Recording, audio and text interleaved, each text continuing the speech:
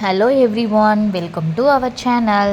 இன்றைக்கி நம்ம சேனலில் சிக்கன் 65 எப்படி பண்ணுறது அப்படின்றத பார்க்க போகிறோம். எல்லாருக்கும் சிக்கன் 65 பண்ண தெரியும். ஆனால் இவ்வளோ ஈஸியாக இவ்வளோ வேகமாக எப்படி யாரெல்லாம் பண்ணுவீங்க அப்படின்னு கமெண்ட் பண்ணுங்கள்.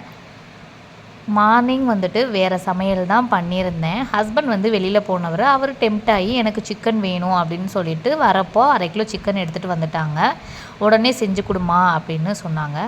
சரி, நம்ம ஹஸ்பண்ட் சொன்னதை நம்ம தட்டுவோமா, சரிங்க செஞ்சு கொடுக்குறேன் மாமான்னு ஆசையாக சொல்லிவிட்டு சிக்கன் எல்லாம் நல்லா ஃப்ரெஷ்ஷாக கழுவிட்டு இஞ்சி பூண்டு பேஸ்ட்டு, சிக்கன் பொடி, கொஞ்சமாக தயிர் சேர்த்துட்டேன். நீங்கள் லெமன் இருந்தால் கொஞ்சமாக லெமன் சேர்த்துக்கோங்க. கொஞ்சம் அரிசி மாவும் சேர்த்தாச்சு. இதுக்கு தேவையான அளவுக்கு உப்பு.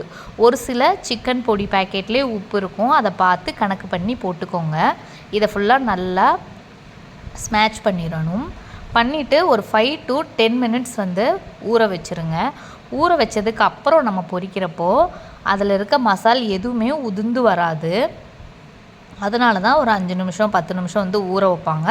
உங்களுக்கு டைம் ரொம்ப கம்மியாக இருந்துச்சுன்னா இதை அப்படியே மூடி போட்டு க்ளோஸ் பண்ணி நீங்கள் ஃப்ரிட்ஜில் வச்சுட்டு 5 மினிட்ஸ்க்கு அப்புறம் எடுத்துட்டிங்கன்னா அது எல்லாமே மசால் சிக்கனோட சூப்பராக ஒட்டிடும்.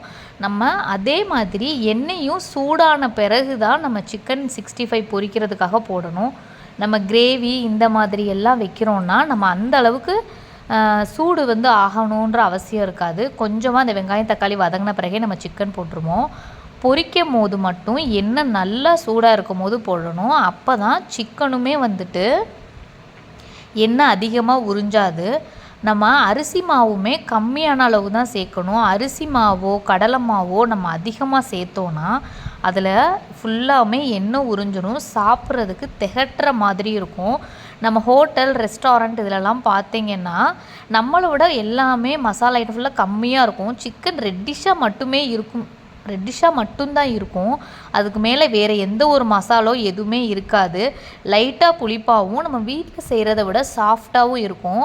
இதுக்கு ரீசன் நான் இதில் சொல்கிறேன். என்னன்னா அவங்க வினிகர் சேர்ப்பாங்க. வினிகர் எலுமிச்சம்பழம் புளிப்பாக இருக்கிறதுக்காக எலுமிச்சம்பழம் சேர்ப்பாங்க. மோஸ்ட்லி எலுமிச்சம்பழம் விற்கிற விலைக்கெல்லாம் அவங்க எலுமிச்சம்பழமெல்லாம் சேர்க்க மாட்டாங்க. வினிகர் சேர்த்துட்டு சிக்கன் பொடி மட்டும்தான் சேர்ப்பாங்க.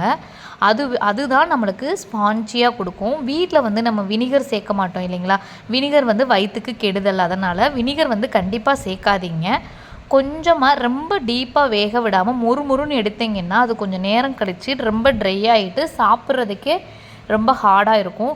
நீங்கள் ஓரளவுக்கு வெந்தும் போதே நீங்கள் எடுத்துருங்க. பச்சை வாடை மாறவுமே அதை எடுத்துட்டிங்கனாலே நம்மளுக்கு ஹோட்டல் ஸ்டைல் ரெஸ்டாரண்ட் ஸ்டைல் இருக்கிறது மாதிரியே ரொம்பவே சிக்கன் சாஃப்டாக இருக்கும்.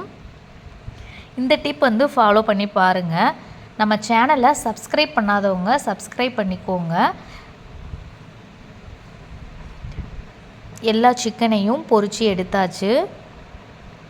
பிளேட்டில் வச்சு அவங்களுக்கு பிடிச்சது மாதிரி சர்வும் பண்ணியாச்சு. குழந்தைங்க, எங்கள் வீட்டுக்காரர் எல்லாருமே ரொம்ப விரும்பி சாப்பிட்டாங்க. தேங்க்ஸ் ஃபார் வாட்சிங். Keep supporting.